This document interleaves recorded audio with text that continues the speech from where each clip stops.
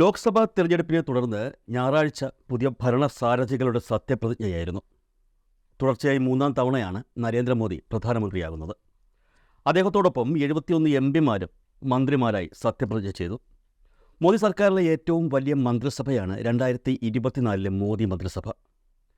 2014 മോദി ആദ്യമായി പ്രധാനമന്ത്രിയായി സത്യപ്രതിജ്ഞ ചെയ്തപ്പോൾ അദ്ദേഹത്തോടൊപ്പം 46 എംപിമാരാണ് മന്ത്രിമാരായത്.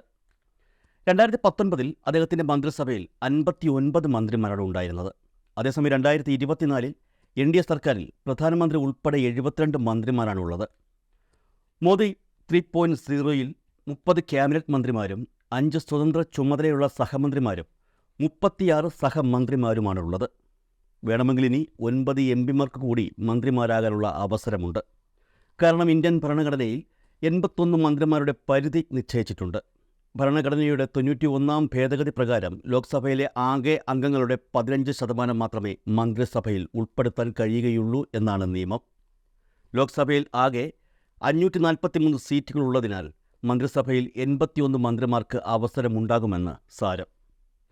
ഭരണഘടനയുടെ ആർട്ടിക്കിൾ 75 പ്രകാരം പ്രധാനമന്ത്രിയുടെ നിർദ്ദേശം അനുസരിച്ച് രാഷ്ട്രപതിയാണ് മന്ത്രിസഭയ്ക്ക് അനുമതി നൽകുന്നത്.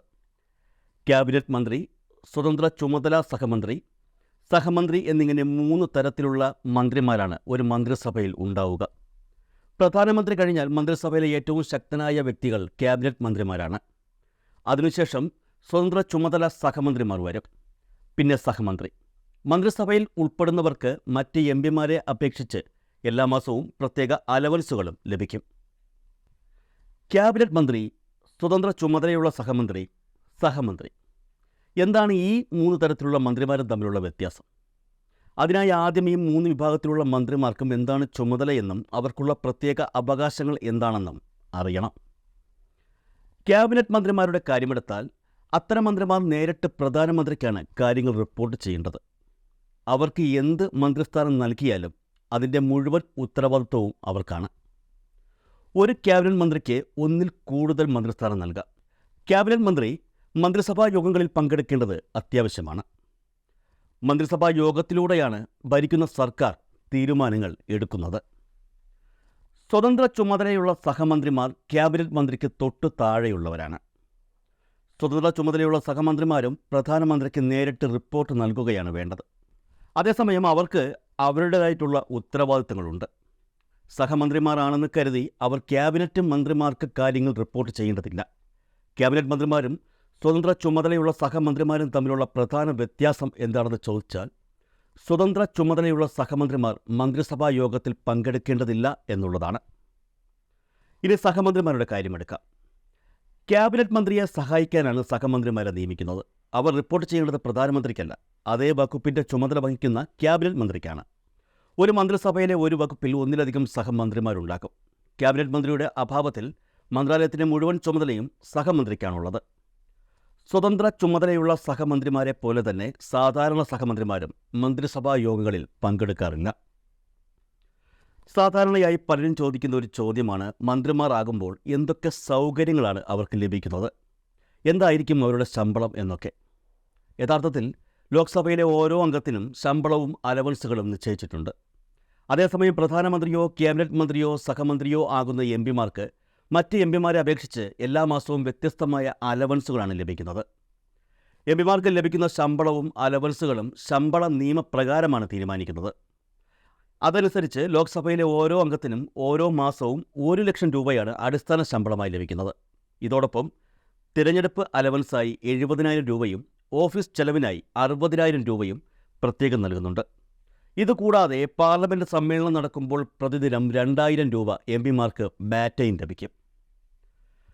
പ്രധാനമന്ത്രിക്കും മന്ത്രിമാർക്കും എല്ലാ മാസവും സാംച്വറി അലവൻസ് ലഭിക്കും. പ്രധാനമന്ത്രിക്ക് 3,000 രൂപയും ക്യാബിനറ്റ് മന്ത്രിക്ക് 2,000 രൂപയും സ്വതന്ത്ര ചുമതലയുള്ള സഹമന്ത്രിക്ക് 1,000 രൂപയും സഹമന്ത്രിക്ക് 600 രൂപയുമാണ് സാംച്വറി അലവൻസായി ലഭിക്കുന്നത്. ഇത് എല്ലാ മാസവും ലഭിക്കും. ഈ അലവൻസ് അവർക്ക് നൽകുന്നത് ആതിഥ്യ മര്യാദയ്ക്ക് വേണ്ടിയാണ്. അതായത് മന്ത്രിമാരെ സന്ദർശിക്കാൻ എത്തുന്നവർക്ക് മികച്ച രീതിയിൽ ആതിഥ്യം മരുളാൻ വേണ്ടിയാണ് ഈ അലവൻസ് ചെലവാക്കേണ്ടത്. നമ്മൾ നേരത്തെ ഒരു എംപിക്ക് ലഭിക്കുന്ന ശമ്പളം എത്രയാണെന്ന് പറഞ്ഞല്ലോ. ഏകദേശം 1 ലക്ഷം രൂപയാണ് ഒരു എംപിക്ക് ഒരു മാസം ലഭിക്കുന്നത്. അതേസമയം ശമ്പളം മാത്രമല്ല അവർക്ക് പ്രതിമാസം ലഭിക്കുന്നത് എന്നുകൂടി ഓർക്കുക. ഒരു ലോക്സഭാ എം പിക്ക് ശമ്പളവും അലവൻസുകളും ഉൾപ്പെടെ എല്ലാ മാസവും ആകെ 2,30,000 രൂപയാണ് ലഭിക്കുന്നത്. അതേസമയം പ്രധാനമന്ത്രിക്ക് പ്രതിമാസം 2,33,000 രൂപയും ക്യാബിനറ്റ് മന്ത്രിക്ക് 2,32,000 രൂപയും സ്വതന്ത്ര ചുമതലയുള്ള സഹമന്ത്രിക്ക് 2,31,000 രൂപയും ലഭിക്കും. സാധാരണ സഹമന്ത്രിക്ക് പ്രതിമാസം ലഭിക്കുന്നത് ശമ്പളവും അലവൻസുകളും ഉൾപ്പെടെ 2,30,600 രൂപയാണ്. ഈ ലഭിക്കുന്ന തുകയ്ക്ക് എം പിമാർ നികുതി അടയ്ക്കേണ്ടതുണ്ടോ? എം പി ആയാലും പ്രധാനമന്ത്രിയായാലും രാഷ്ട്രപതിയായാലും ഉപരാഷ്ട്രപതിയായാലും ഭരണഘടനാ സംബന്ധമായ ചുമതലകളിലുള്ള ഏത് വ്യക്തിയായാലും എല്ലാവരും ആദായ നികുതി നൽകണം. എന്നാൽ അതിനൊരു ട്വിസ്റ്റുണ്ട്. ഇവർക്ക് ശമ്പളത്തിന് മാത്രം നികുതി നൽകിയാൽ മതി. നിയമമനുസരിച്ച് ലോക്സഭ, രാജ്യസഭ എം പിമാർ, രാഷ്ട്രപതി, ഉപരാഷ്ട്രപതി എന്നിവർ ശമ്പളത്തിന് മാത്രമേ നികുതി നൽകൂ. കുറച്ചുകൂടി വ്യക്തമായി പറഞ്ഞാൽ ലഭിക്കുന്ന മറ്റ് പ്രത്യേക അലവൻസുകൾക്ക് നികുതി നൽകേണ്ടതില്ല. അതായത് 1 ലക്ഷം രൂപയാണ് ഒരു എം പിയുടെ പ്രതിമാസ ശമ്പളം. ഇതനുസരിച്ച് 12 ലക്ഷം രൂപയായിരിക്കും വാർഷിക ശമ്പളം. ഈ 12 ലക്ഷം രൂപയ്ക്ക് മാത്രമേ എം പിമാർക്ക് നികുതി നൽകേണ്ടതുള്ളൂ. സാധാരണയായി ഒരു എം പിക്ക് പ്രതിമാസം 2,30,000 രൂപ ശമ്പളവും അലവൻസുകളും ചേർന്ന് ലഭിക്കുന്നുണ്ട്.